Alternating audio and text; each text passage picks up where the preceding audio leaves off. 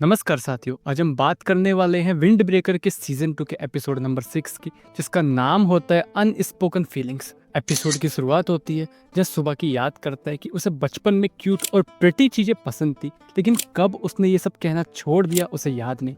और ये सब कहना उसे छोड़ना पड़ा ताकि वो इस दुनिया में रह सके। अभी प्रेजेंट में जब साकुरा कहता है कि ये कोई डेट नहीं है जिस पर सुबाकी हंसता है, तो अच्छा तो वो चाहता है कि सिर्फ हम दोनों डेट पर जाएं। सो भी साकुरा के मजे लेता है कि उसे डेट का मतलब पता है। मेरे अभी पूछता है कि वैसे हम जा कहाँ रहे हैं, जिस पर सुबाकी बताता है कि वो एक ओल्ड आदमी ईटो से मिलने जा रहे हैं। पिछले साल ही उसकी वाइफ गुजर गई, इसलिए वो बहुत डिप्रेस्ड रहता है, इसलिए हम उनसे मिलेंगे। आमतौर पर उसके साथ उसके सेकंड इन कमांड आते हैं, लेकिन कभी कभी सुबह की नए बच्चों को भी ले आता है ताकि ईटो को अच्छा लगे। तुम्हें वहाँ ज्यादा कुछ नहीं करना है, छोटा मोटा घर का काम और उनसे बातें। अभी सभी ईटो के घर आते हैं, लेकिन ईटो तो सुबाकी को देख काफी खुश होता है। वो कहता है कि चलो टोरा याकी खाते हैं। ये देख तीनों कहते हैं कि ये आदमी तो डिप्रेस नहीं लगता।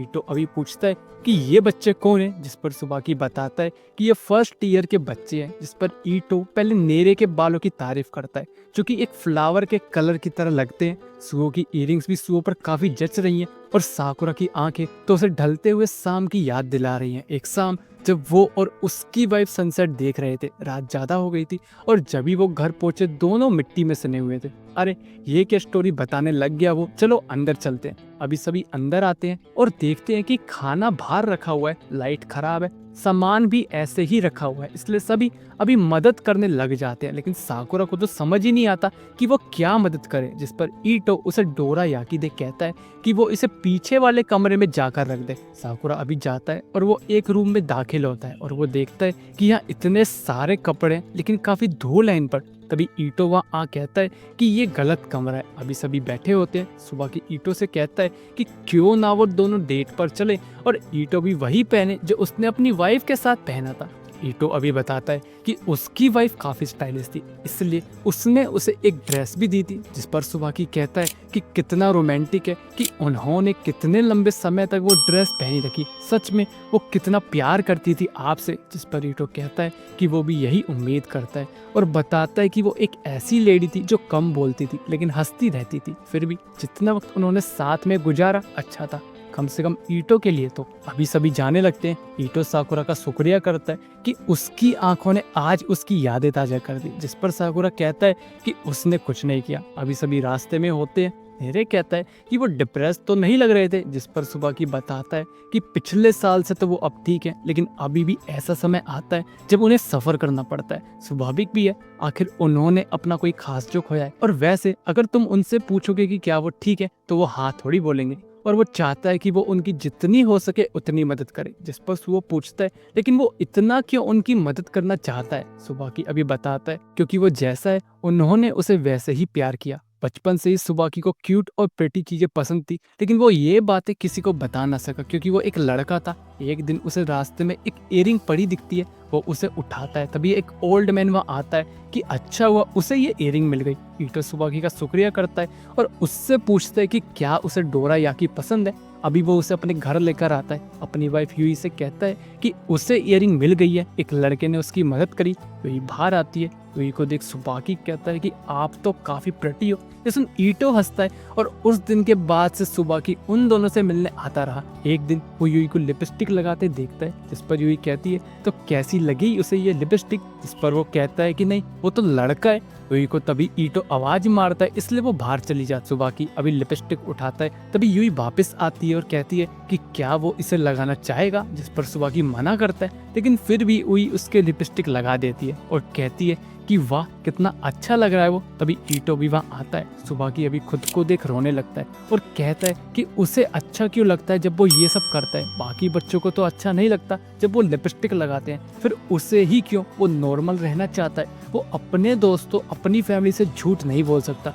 वही अभी उसे उठाती है और पूछती है कि क्या वो हाई हील्स के बारे में जानता है। इस पर वो कहता है कि हाँ, जो औरतें पहनती है, तो ये बताती है कि लेकिन असलियत में वो मर्दों के लिए बनाए गए थे। तभी ईटो भी उसे बताता है कि लड़ाई के समय खुद को स्थिर रखने के लिए सैनिक इन्हें पहनते थे। यूई अभी आगे बताती है कि और उसे पता है क्या, मेकअप को इसलिए बनाया गया था ताकि तुम खुद को सेफ रख सको। औरत और मर्द के बीच अंतर होना जरूरी है, लेकिन इससे भी ज्यादा जरूरी है कि तुम क्या हो। ईटो अभी बताता है कि ये मेकअप और हील्स ये ध्यान में रखकर नहीं बनाए गए थे कि ये औरत के लिए है, वो तो बस उन्हें पसंद था तो उन्होंने पहन लिया। अभी दोनों सुबाकी को समझाते हैं कि वो पूछ रहा था ना कि उसे अच्छा क्यों लगता है और बाकियों को क्यों नहीं। वो इसलिए क्योंकि उसके पास खुद की सोच है, खुद के विचार हैं, और खुद के विचार होना एक नॉर्मल सी बात है। वक्त के साथ चीजें बदल जाती है, जैसे हील्स और मेकअप का औरतों का अपनाना। इसलिए सुबाकी को जो अच्छा लगता है वो करे। वो दोनों फिर भी उससे प्यार करेंगे। सुबाकी डरा हुआ था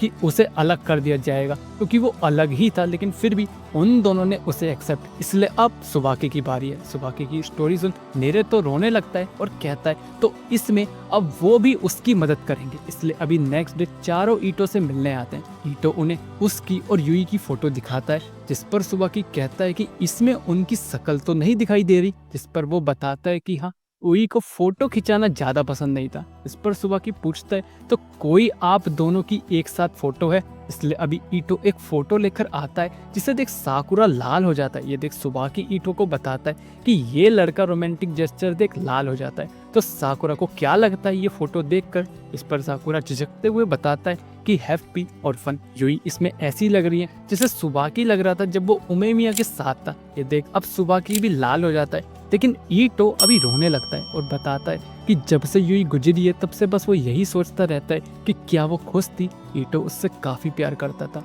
उनकी अरेंज मैरिज हुई थी।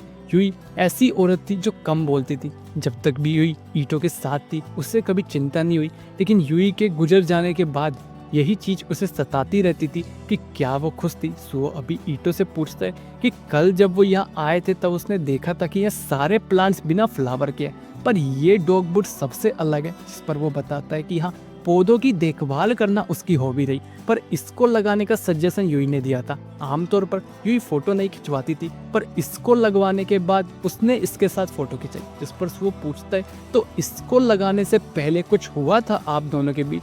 ईटो अभी याद करता है और बताता है कि हाँ, एक बार उसने यूई से कहा था कि यूई काफी प्यारी होती है जब वो फैशन करती है। ईटो भी इतना फैशनेबल होना चाहता है कि यूई उसे देखे।